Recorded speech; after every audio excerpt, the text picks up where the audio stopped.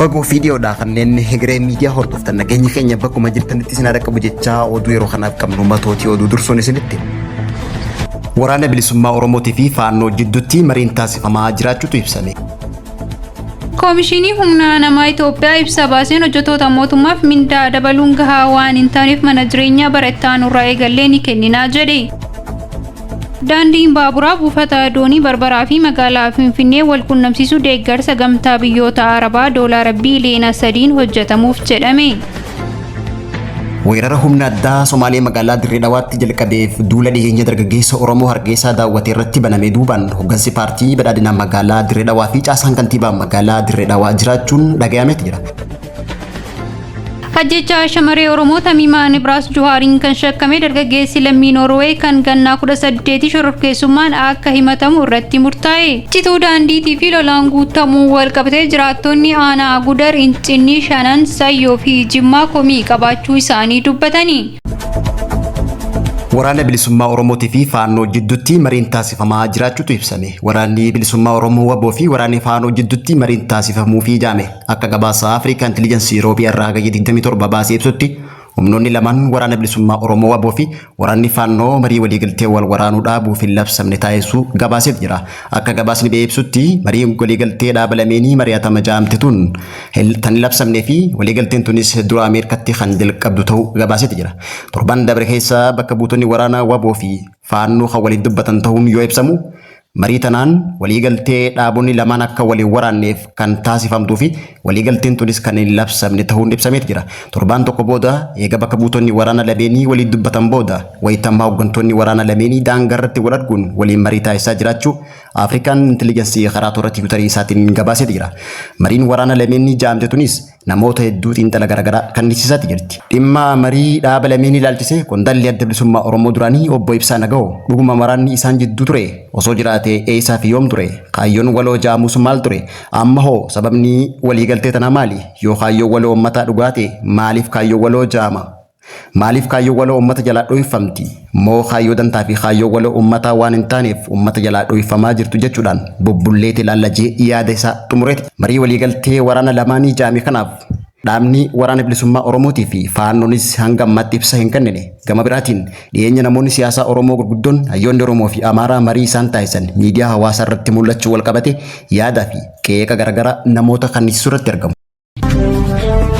Dhiheenya kana mootummaan ji'a fulbaana bara 2018 irraa eegaluun daballii mindaa hojjettoota mootummaa dhibbeentaa 30 ni dabala jedhamee kan eegamaa jiru yoo ta'u haala qaala'insa jireenyaa biyyattii keessa jiru wal qabatee gahaa waan hin taaneef manneen jireenyaa bara 2018 irraa eegalee hojjettoota mootummaatiif ni kenninaa jedhame. Tajaajila dabalataa fi damiinsa mindaa taasisuun haala jireenyaa hojjettoota mootummaa tasgabbeessuu qofa osoo hin taane hojiileen ga'umsaa fi qulqullinaan akka hojjetaman taasisuu akka gargaaru koomishiniin siivil sarviisii fi humna namaa Itoophiyaa beeksisee jira. Dabalataanis koomishinichi hojjettoota mootummaa tajaajila inshuraansii fayyaa fi mi'eessituu gatii gadaanaadhaa akka dhiyeessuufis himee jira.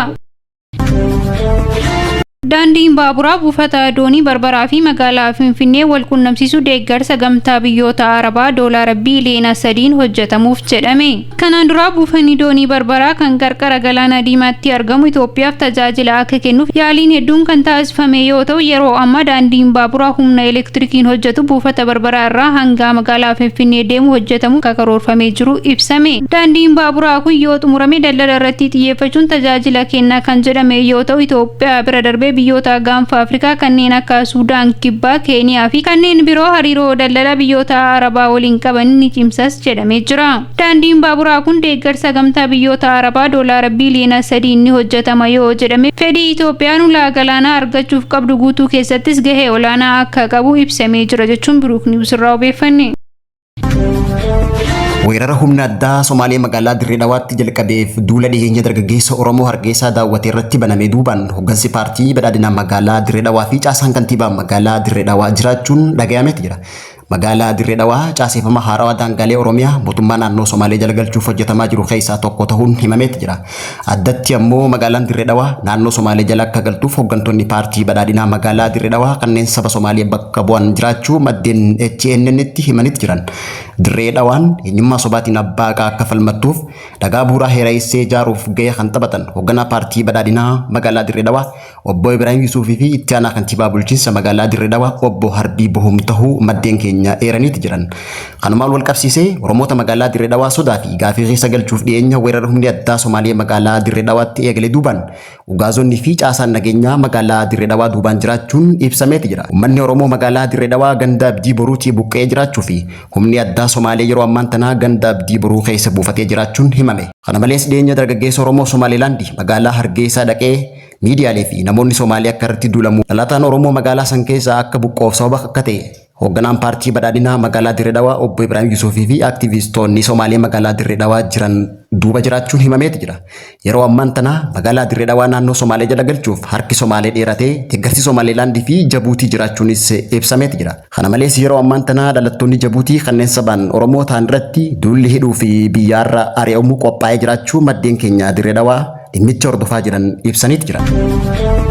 Ajjecha shamarree Oromoo Tamiimaa Nibraas Juhaariin kan shakkame dargaggeessi lammii Noorweey kan gannaa 18 shororkeessummaan akka himatamu irratti murtaa'e. Dargaggeessi kun kana duras jechoota jibbisaa amantaa Musliimaa agarsiisan dubbachaa akka turee fi lammiilee biyyoota alaaf ilaalcha gaarii akka hin qabne kan jedhamaa himamaa ture yoo ta'u, ajjecha qarree Oromoo tan umriin ishee waggaa 34 taate iddoon dhaloota ishee baha Oromiyaa irraa ka'uun biyya Noorweey keessatti dhaabbilee tola ooltummaa fi hawaasummaa keessatti tajaajilaa kan turte. Yeroolee garaagaraa namoota Oromiyaa irraa ka'uun Noorweey deemaniif simannaa ho'aa fi keessummeessuudhaan beekamti.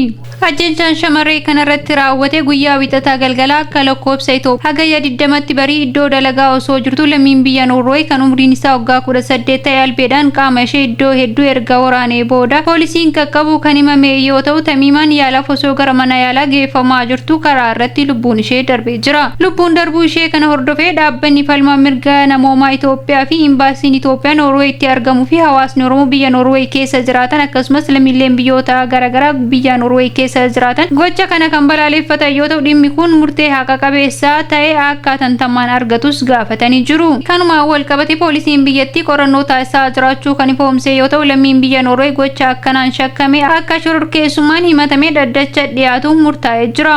Gocha akkanaa kanaan dura biyya Noorweey keessatti namoonni mootummaa biyyattii bulchaa ture duraanii deeggaran irra deddeebiin yoo raawwatan mul'achuun isaa baratamaa ta'ee jira. Cituu daandiitii fi lolaan guutamuu wal qabatee jiraattonni aanaa Gudar, Incinni, Shanan, Sayyoo fi Jimmaa komii qabaachuu isaanii dubbatanii. Daandiin asfaaltii Gudar, Incinni, Shanan, Sayyoo fi Jimmaa wal qabsiisu kun akka ijaaramuuf dhagaan bu'uuraa isaa bara 2013 bakka ministeerri muummee fi pirezidaantii naannoo Oromiyaa argaman kan kaa'ame ta'us ijaarsi isaa hanga ammaatitti guutumaan guututti osoo hin jalqabin jiraachuu isaa jiraattonni ni himu. Kun immoo hawaasa irratti balaa keessatti abdii kutannaa fi mufannaa guddaa uumee jiraattonni Hegeree News Networkiif himanii jiru. Itti dabaluun jiraattonni kunniin rakkoo daandii kanaa fi dhiibbaa inni hawaasa irraan qaqqabaa jiru bal'aa ta'uu himuun rakkoo kanaan wal qabatee qaamota mootummaatti himaa akka turan yaadachiisuun haa ta'u malee furmaata tokko osoo hin argatin hanga ammaatti hafuu fi miidiyaaleen mootummaa ijaarsi daandichaa haala gaarii irra jiraachuu odeeffannoo dogongoraa tamsaasaa jiraachuu fi rakkoo uummataa dhoksuuf yaalaa jiraachuu isaanii himanii jiru. Hawaasni naannichaa daandii dhabuun rakkachaa jiraachuun isaanii tajaajila geejjibaa qofa osoo hin taane diinagdee fi fayyaa irratti dhiibbaa uumaa jiraachuus kan himan yoo ta'u, jiraattonni kun qaamonni dhimmi ilaallatu furmaata tantamaa akka kennaniifis gaafataniiru.